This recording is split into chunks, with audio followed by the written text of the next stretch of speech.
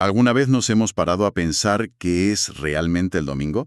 Para muchos es, no sé, el día de la pereza, del fútbol, de la comida familiar.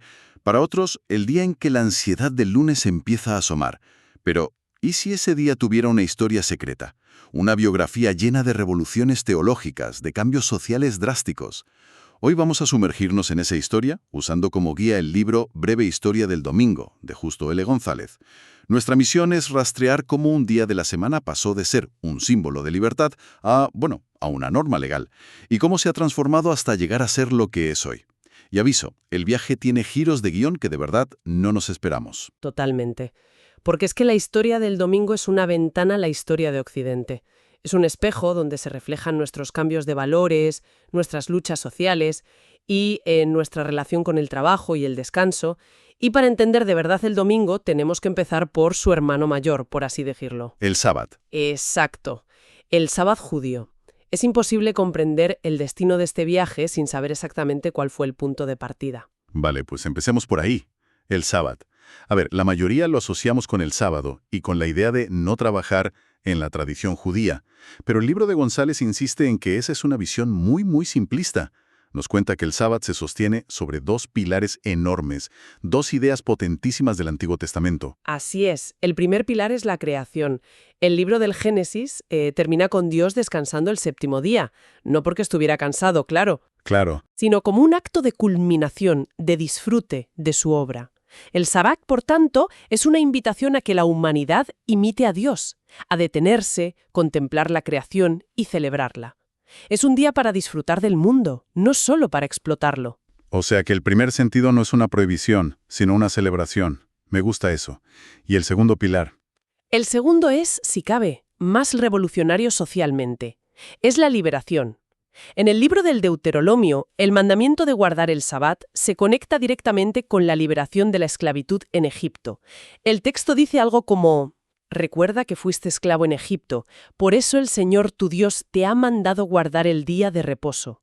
El descanso no es solo para el amo de la casa, sino para sus hijos, sus siervos, los extranjeros que viven con él y, ojo, hasta para sus animales. Un momento, eso es increíble. Entonces, el sábado no era solo un ritual religioso, era una declaración política y social en toda regla. Era decir, una vez a la semana rompemos todas las jerarquías. Nadie es esclavo de nadie ni de nada. Has dado en el clavo. Es una de las ideas más radicales de la antigüedad. Piensa en el Imperio Romano o en Egipto, sociedades construidas sobre el trabajo incesante de los esclavos. Y de repente llega un pueblo que dice: nosotros no. Nosotros tenemos un día en el que el ciclo de producción y consumo se detiene por completo. Separa todo. Todo. Un día en el que dejamos de hacer para simplemente ser.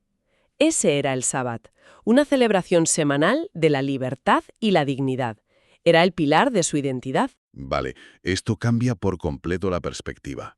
Entendido el sábado como un día de alegría, celebración y libertad. Pero entonces, la pregunta del millón es inevitable. Los primeros cristianos eran judíos. Jesús era judío y guardaba el sábado. ¿Qué pudo ser tan increíblemente poderoso como para que sus seguidores decidieran mover el día sagrado al domingo? ¿Cómo se atrevieron a tocar algo tan fundamental? Pues la respuesta que da el libro es directa y se resume en una sola palabra: la resurrección. Para los primeros seguidores de Jesús, el hecho de que resucitara de entre los muertos el primer día de la semana, como repiten los evangelios, lo cambió absolutamente todo.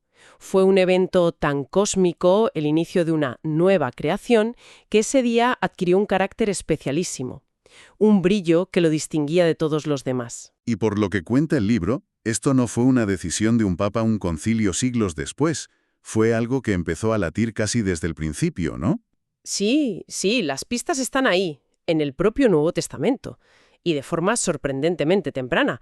Y no son ambiguas. Por ejemplo, en el libro de los Hechos de los Apóstoles se narra una escena en la que Pablo está en Troas y dice, cito más o menos: «El primer día de la semana, reunidos los discípulos para partir el pan». Ese partir el pan era su forma de llamar a la Eucaristía, el acto central de su comunidad. No se reunieron el sábado, sino el día después. O sea, el domingo. Y hay más ejemplos. Claro. En la primera carta a los Corintios, Pablo da instrucciones para una colecta para los pobres de Jerusalén, Y dice, cada primer día de la semana, cada uno de vosotros ponga aparte algo. De nuevo, el domingo como el día de referencia. Y el salto definitivo lo vemos en el libro del Apocalipsis, donde ya se le da un nombre propio. El autor dice que tuvo su visión en el día del Señor. En el griego original es Kyriake Emera. A partir de ahí, Día del Señor se convirtió en el nombre cristiano para el domingo. Entiendo. No estaban reemplazando el sábado, sino que estaban añadiendo un día con un significado nuevo y propio centrado en la resurrección. Exacto. Ese es un matiz crucial que el libro subraya. Durante bastante tiempo, sobre todo en las comunidades con muchos judeocristianos, lo más probable es que se observaran ambos días. Guardarían el sábado, como día de descanso y de respeto a su herencia, y luego quizá el domingo muy temprano por la mañana, antes de ir a trabajar. Porque el domingo era un día laborable. Era un día laborable en el imperio, sí. Se reunían para celebrar la Eucaristía y conmemorar la resurrección. Fue una transición gradual, no un corte abrupto. El domingo nació como una celebración, no como un día de descanso. Y aquí viene otro dato que a mí me dejó fascinado. El nombre pagano del día, dies solis, el día del sol. De ahí viene el Sunday en inglés o el Sonntag en alemán. Suena totalmente pagano, vamos. ¿Cómo gestionaron los cristianos que su día sagrado tuviera un nombre asociado a un culto pagano? Pues con una jugada de lo que hoy llamaríamos marketing teológico absolutamente brillante. El libro cita a autores del siglo II, como Justino Mártir, que no solo no rehúyen el nombre, sino que lo abrazan y le dan la vuelta por completo. Venían a decir que nos reunimos en el Día del Sol. Pues claro. Y lo hacemos por dos motivos profundamente cristianos. Primero, porque el Día del Sol es el primer día de la semana, el día en que Dios en la creación dijo, hágase la luz. Y segundo, y más importante, porque es el día en que nuestro Señor Jesucristo, al que los profetas llamaron el Sol de Justicia, resucitó de entre los muertos, iluminando el mundo. Vaya, le dieron la vuelta a la tortilla de una forma espectacular. Es genial, pero claro, todo esto ocurría dentro de las comunidades cristianas, que eran una minoría y a menudo perseguida. El domingo seguía siendo un día laborable para el resto del imperio. ¿Cuándo se produce el gran cambio a nivel social? El punto de inflexión, el antes y el después, llega en el año 321. El protagonista es un nombre que nos suena a todos, el emperador Constantino. Él promulga un edicto que lo cambia todo para siempre. Vale, tenemos a Constantino estableciendo el domingo por ley. Me imagino que eso tuvo que ser una noticia increíble para los cristianos, pero también puedo intuir que tuvo un doble filo. Totalmente. Fue una moneda de dos caras. El edicto era muy breve y directo, decía algo así como: en el venerable día del sol, que los magistrados y las gentes de las ciudades descansen y que se cierren todos los talleres. La cara positiva es evidente. Por primera vez, el domingo es un día de descanso oficial en todo el imperio. Esto fue una bendición para muchísima gente, sobre todo para los trabajadores y los pobres, que ahora podían ir al culto sin miedo a perder su jornal. En cierto modo, democratizó la participación en la vida de la Iglesia. ¿Y la cara negativa? ¿Cuál fue el precio de ese reconocimiento oficial? El precio fue sutil, pero inmenso. Al convertir el domingo en una ley civil, se empezaron a fusionar dos conceptos que hasta entonces habían estado separados: la celebración religiosa y el descanso obligatorio por ley. Y aquí es donde el libro de González introduce un término clave: la sabatización del domingo. ¿La sabatización? Suena a que se empezó a parecer demasiado al sábado. Exacto. Se empezó a pensar en el domingo con la mentalidad del sábado del Antiguo Testamento. Empezaron a aplicársele las prohibiciones, la idea de que su santidad no residía tanto en lo que se celebraba, la resurrección, sino en lo que no se podía hacer. Trabajar, comerciar. Eso es. Y aquí, en este preciso momento, es cuando la balanza empieza a inclinarse. El domingo, que había nacido como una fiesta de alegría, empieza su largo camino para convertirse en un día de obligación. Me parece un punto de inflexión crucial. Y me imagino que en la Edad Media, con el poder inmenso de la Iglesia, esta idea del domingo como obligación, como un sábado cristiano, no hizo más que reforzarse. Se reforzó hasta límites insospechados. La legislación eclesiástica y civil se llenó de normas cada vez más estrictas sobre qué se podía y no se podía hacer en domingo. Pero entonces, en el siglo XVI, llega la Reforma Protestante y dinamita este consenso. Claro, los reformadores, como Martín Lutero, ¿Qué pensaba él de todo esto? Para Lutero, esta visión legalista del domingo era una traición al Evangelio. Él defendía con vehemencia que Cristo había liberado a los cristianos de la ley ceremonial judía, y eso incluía la obligación del Sabbat. Para él, que el domingo fuera el día de culto no era un mandamiento divino inmutable, sino una costumbre humana, muy útil, muy conveniente. ¿Práctica? Muy práctica, sí, para que la gente pudiera reunirse a escuchar la predicación y recibir los sacramentos en paz. Pero criticaba con muchísima dureza la idea de que la santidad del día dependiera de nuestra inactividad. Decía que la santidad venía de la palabra de Dios, no de nuestras obras o de nuestra falta de ellas. Y Juan Calvino, el otro gran reformador, iba en la misma línea. Muy parecida, aunque con un matiz más social. Calvino también negaba que el domingo fuera el sábado por mandato divino, pero le daba un gran valor como institución para el buen orden de la sociedad. Veía el descanso dominical como algo beneficioso para todos, permitía el estudio religioso, fomentaba la caridad y, muy importante, garantizaba el reposo físico de los trabajadores. Lo veía como un acto de justicia social, pero, al igual que Lutero, lo desligaba del concepto de ley divina obligatoria. Surgió un movimiento que se fue al extremo contrario. El libro habla de los puritanos. Efectivamente, los puritanos en Inglaterra y, sobre todo, en las colonias de Nueva Inglaterra en América, representan la culminación de esa sabatización que empezó con Constantino. Su teología se basaba en la idea de purificar la Iglesia de cualquier tradición que no estuviera explícitamente en la Biblia. Y al mirar la Biblia, vieron el mandamiento del sábado y lo aplicaron al domingo con un rigor extremo, mucho mayor que el de la Iglesia medieval. ¿Hasta qué punto? ¿Tenemos ejemplos de cómo era un domingo puritano? Era de una austeridad que hoy nos costaría imaginar. Promulgaron las famosas leyes azules, las Blue Laws, que prohibían casi cualquier actividad que no fuera ir a la iglesia o leer textos religiosos en casa.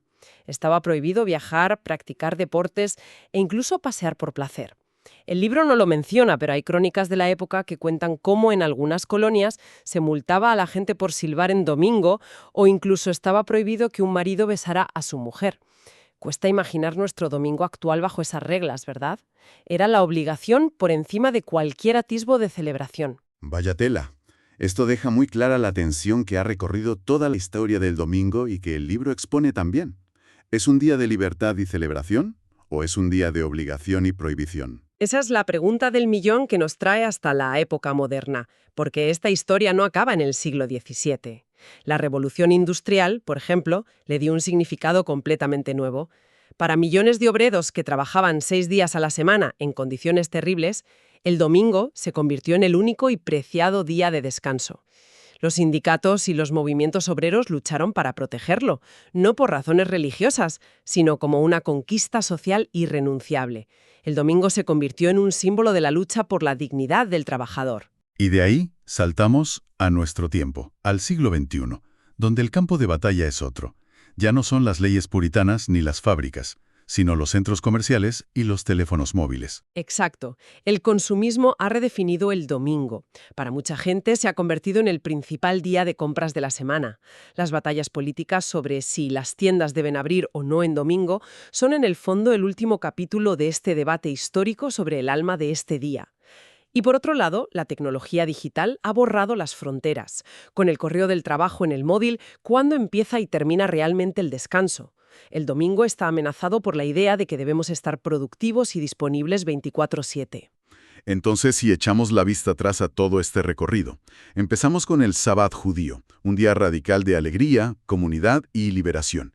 Luego, el Día del Señor, de los primeros cristianos, centrado en la celebración de una nueva esperanza, la resurrección. Después vimos cómo Constantino lo oficializó, trayendo descanso para muchos, pero también sembrando la semilla de la obligación legal. Los reformadores debatieron intensamente su naturaleza y finalmente hemos llegado a un presente donde el domingo parece fragmentado, tironeado por el consumo, el trabajo digital y nuestra propia necesidad de un respiro.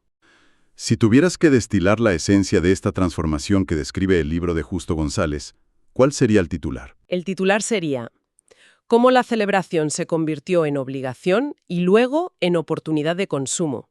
El núcleo de la historia es el desplazamiento del centro de gravedad del domingo. Pasó de ser un día definido por una celebración comunitaria, la alegría de la nueva creación, a ser un día definido por una obligación legal y religiosa, un listado de prohibiciones. Y ahora, bueno, parece estar redefiniéndose como una oportunidad más en el ciclo económico. El libro nos recuerda que en su origen el descanso no era el fin, sino la consecuencia de la fiesta.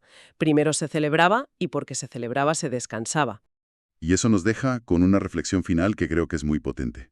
En nuestro mundo hiperconectado, que funciona sin parar, donde la productividad es la medida de casi todo, la idea de un día apartado, un día con un ritmo diferente, parece más revolucionaria que nunca. Sin duda. Y la pregunta que nos deja flotando el libro, más allá de cualquier creencia religiosa, es de una relevancia social enorme.